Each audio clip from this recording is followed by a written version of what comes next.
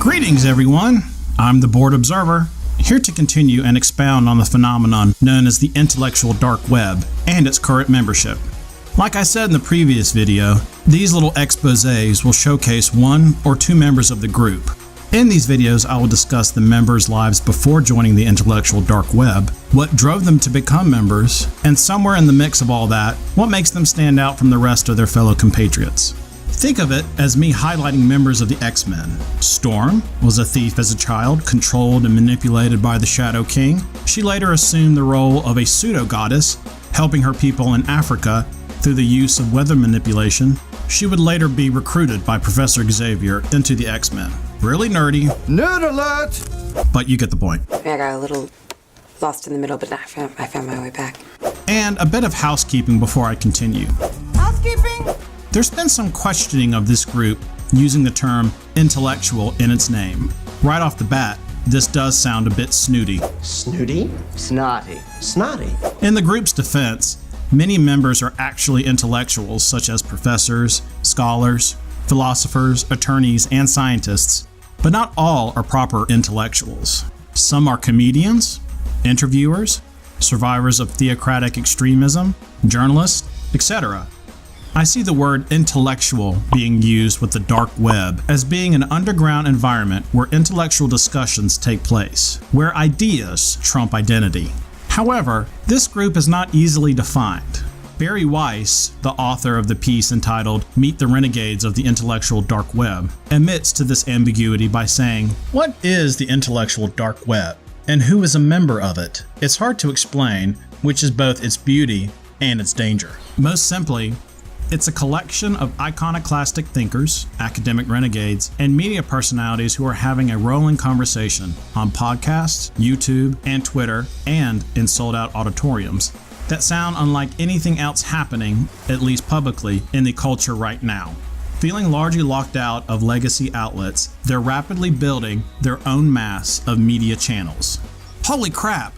As I'm writing this script out, yes, this is a script, I found out there's a friggin' website. Here's the link.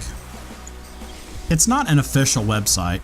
Barry Weiss states no one knows who put this website up. But like I said, it's a loose group of people held together by a set of ideals and principles highlighted in my previous video. Check it out if you haven't already. Anywho, today's highlight will be Miss Heather Hying, quoting from her website, "I am an evolutionary biologist. I apply the toolkit of evolutionary theory to problems large and small, some seemingly intractable, some possibly trivial, what to eat, how to teach and parent and be an upstanding citizen, what to avoid, and what to seek." Professor Hying's husband happens to be Brett Weinstein. See the previous video for his bio. Professor Hying's career went from being a professor at the Evergreen State College to being a professor in exile, as she puts it. And as a side note, I hate that this college is named the Evergreen State College. Is it Batman? Or is it the Batman? The Batman. Or is it just Batman? Anyway, it's going to be Evergreen from now on. The chaos that erupted at Professor Brett Weinstein affected Hying as well, and she, along with her husband, were forced out of Evergreen. She writes, "At colleges and universities all over the country, students are protesting in increasingly virulent and sometimes violent ways. They demand safe spaces and trigger warnings, shouting down those whom they disagree. It has become rote for outsiders to claim that the inmates are running the asylum, that this is analogous to Mao's Red Guard, Germany's Brown Shirts, the French Revolution's Jacobins, and when those being attacked are politically left themselves, that the left is eating its own. These stories seem to validate every fantasy the right ever had about the left." Now, Hying travels the university circuit, giving speeches, sometimes alone, sometimes with her husband. They both appeared on Joe Rogan's podcast, and they've sat on panel discussions with like-minded thinkers. And I say like-minded to mean that while they might disagree politically, they are simpatico with the principles of free inquiry, free speech, and other objective truths that are now up for interpretation, like women and men are different. For example, Professor Brett Weinstein, Professor Heather Hying, Professor Christina Hoff Sommers, another member of the intellectual dark web, and Professor Peter Boghausen. I know I'm butchering that, but oh well. Were invited by the PCU College Republicans to speak on the victimology plaguing college campuses.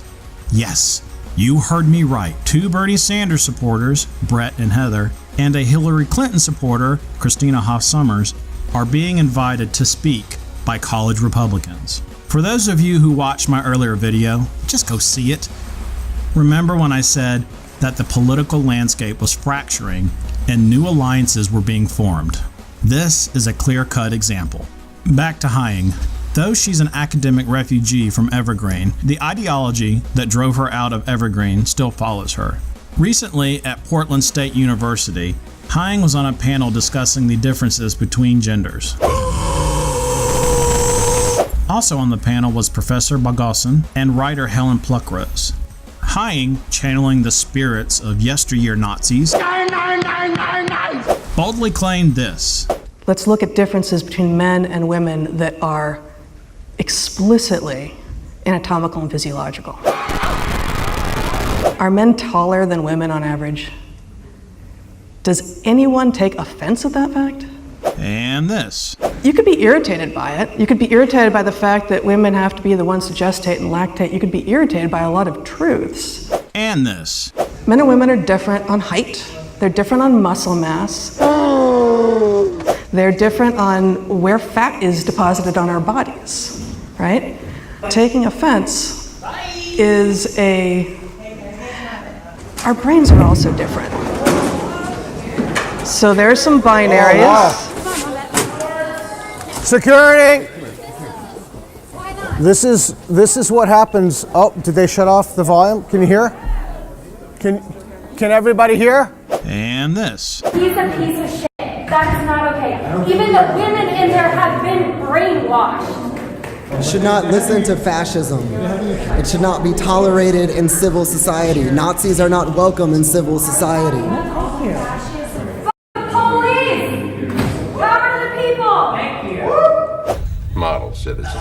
Professor Heather Hying fled Evergreen and its authoritarian regime, only to be confronted with it at other campuses. But I think they messed with the wrong woman. Hying has not played the victim, nor has she backed down from any of her statements. She, like her husband, bring the field of evolutionary biology into the mix of the intellectual dark web. This means that women and men are biologically different and, in large part, psychologically different.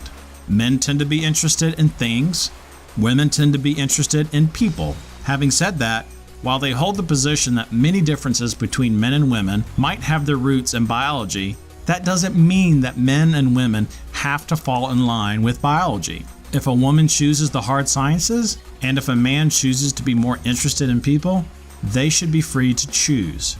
And there shouldn't be any systemic barriers blocking their choice. But Hying also holds steady on the basic biological differences between men and women. There are some things you can't change. This is what makes her dangerous to authoritarianism. This is why she is a member of the intellectual dark web. That about does it for this entry into the intellectual dark web. Finally. On our next expose, we're going to showcase Professor Jonathan Haidt. Jonathan Haidt is a former uber-liberal who's found a home in the center of the political scale. Here's a taste of things to come.